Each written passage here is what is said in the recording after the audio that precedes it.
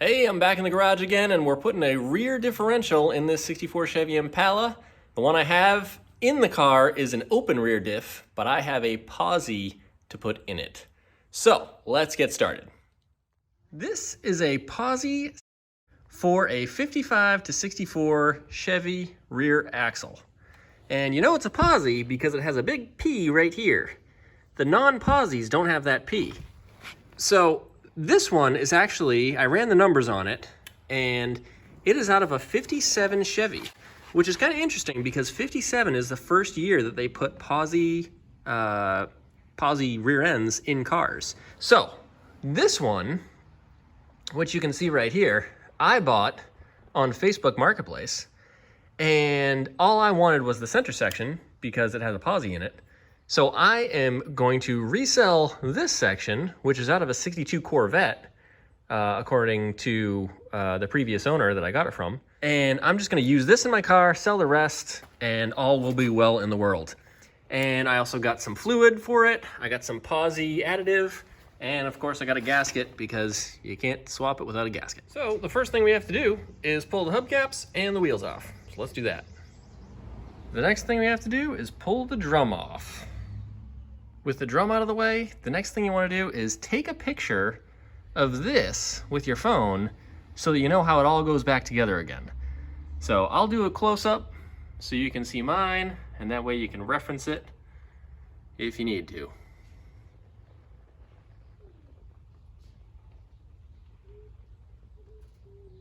All right, so now that we got a good reference, now what I'll do is I'm gonna pull off this and pull off this and pull off the springs at the top, and then I'll be able to take the brake shoes off and hang them right down. Well, one of them will come off completely, the other one will hang below.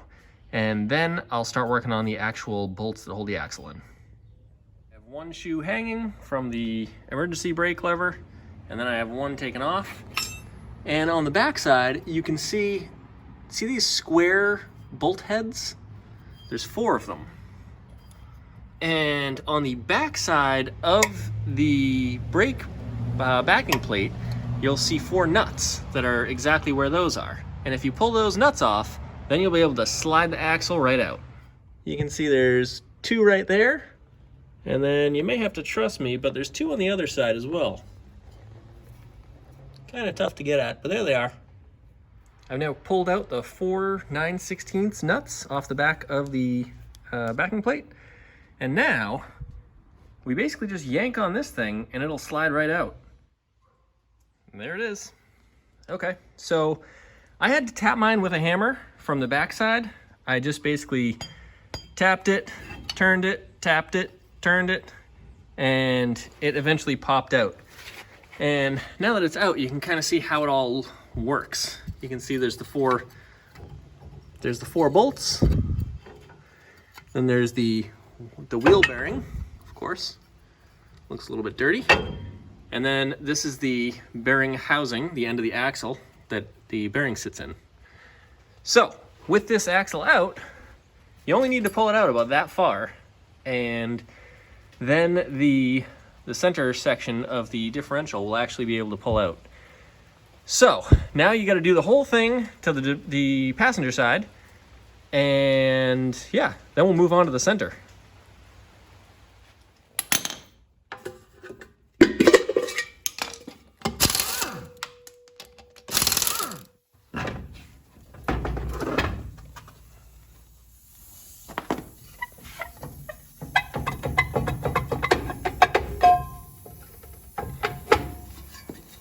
Fast forward a little bit, just popped this side out, and now we are at a point where we can pull the 10 bolts out of the front of the center section and the drive shaft and pop that whole center section right out. So now I'm under the car, and a couple things to note. You can see right here, it doesn't have the big P on it like the other one that I showed you. And what we're going to do is we're going to disconnect the U-joint right here. There's 4 nuts that you have to remove to do that. And then we'll pull the 10 bolts, or the 10 nuts, off, which appear to be all 9/16, I think. Now this one, it looks like somebody RTV'd the carrier to the housing. So this is probably going to be kind of a nightmare to remove. And yeah, we'll get to that problem when it happens. Now you can see the drive shaft is disconnected. And I've just kind of pushed it out of the way for now. So now I'm going to start removing the 10 nuts that are around the actual front carrier here. So I'm not going to take all of them off. What I'm going to do is I'm going to take most of them off, and then I'm going to leave 1 or 2 of them loose. And that will allow me to pry this away from the axle housing without it coming off in a violent manner. I don't want it to all fall off unexpectedly because that's the way you get hurt. So what I want to do is just kind of loosen a few, or remove a lot of the nuts and then loosen a few others so that I can crack it loose, drain all the fluid, and then take it off in a safe manner. All right, so let's remove some of these nuts. All right, so I have now taken off all of the nuts except for 3. I've left the top one in the center and then 1 on each side loose, so that I can crack this loose and drain all the fluid and not have the whole thing fall right off. This thing weighs probably, I don't know, 50 or 60 pounds, I have to imagine. So you don't want it to come off unexpectedly. All right, so let's crack it loose and watch the fluid pour.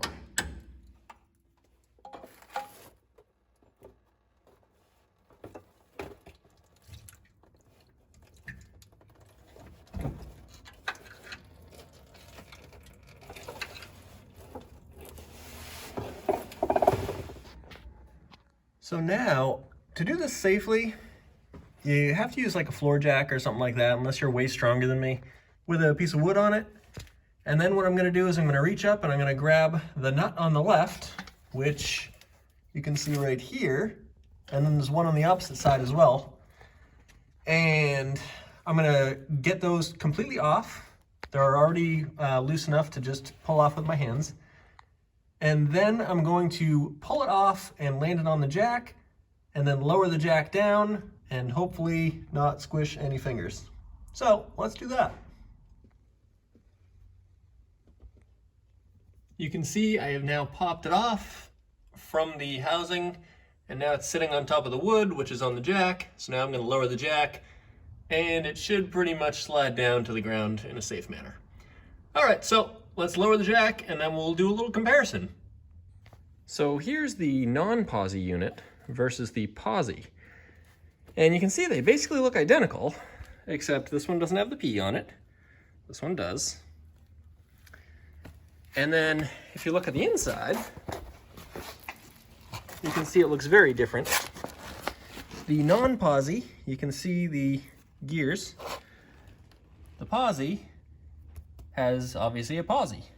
So I think what I'm going to do now is I'm going to compare the number of teeth on the non-Posi versus the Posi to see if I'm actually switching gears or not.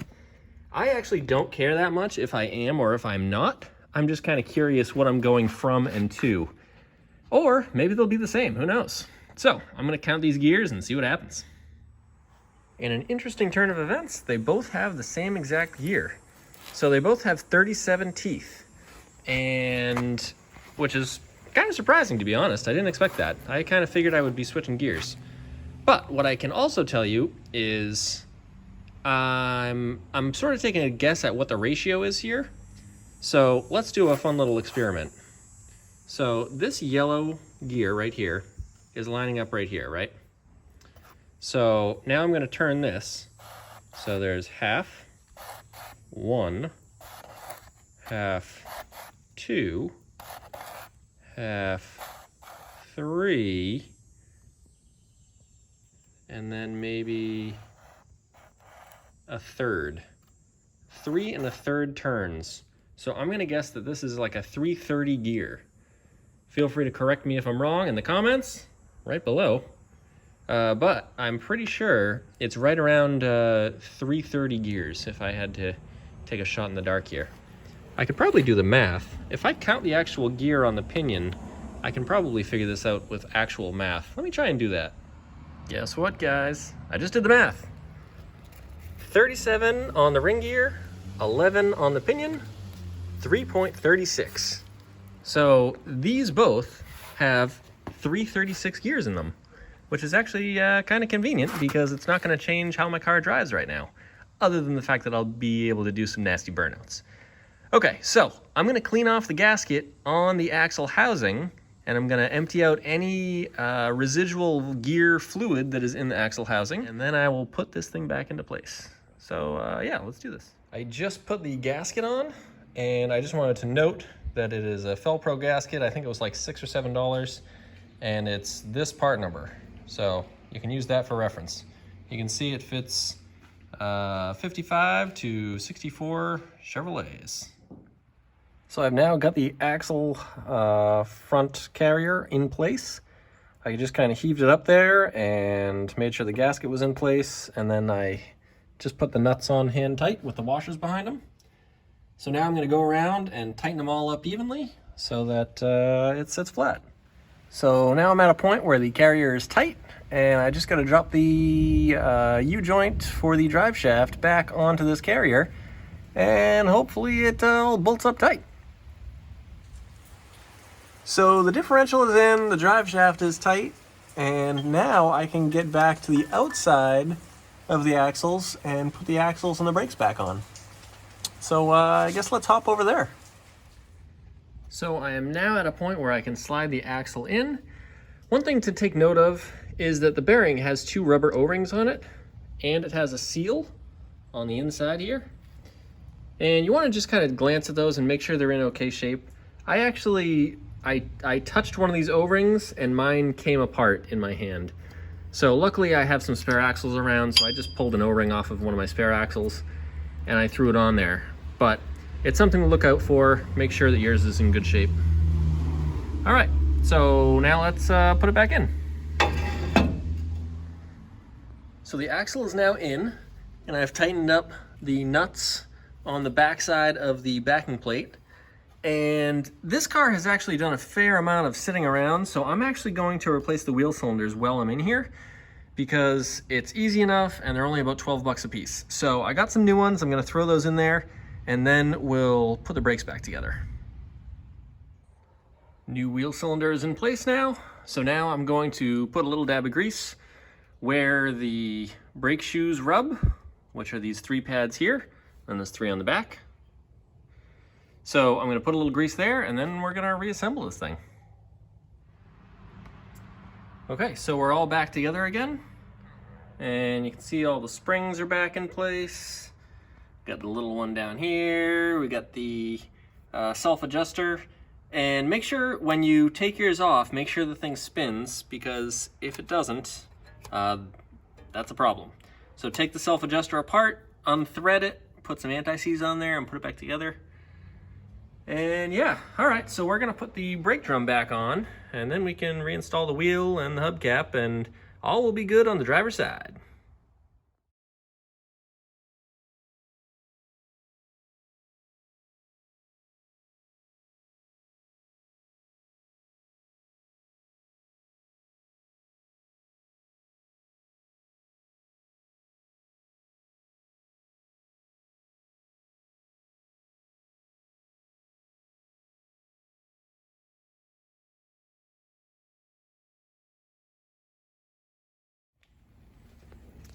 So now both brakes are back together again, and I have to bleed these brakes because I just did the wheel cylinders, but most likely you're not doing that. So you'll just be able to throw the wheels back on and be good to go. So, I don't know. I guess we could throw this together and see if it does a burnout.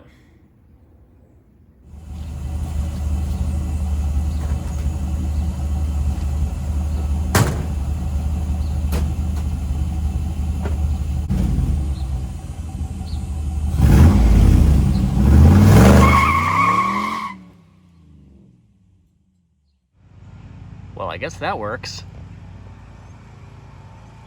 Be sure to subscribe and leave a comment below. You can also follow me on Instagram, which you'll find a link for in the description. So, I guess we'll see you next time.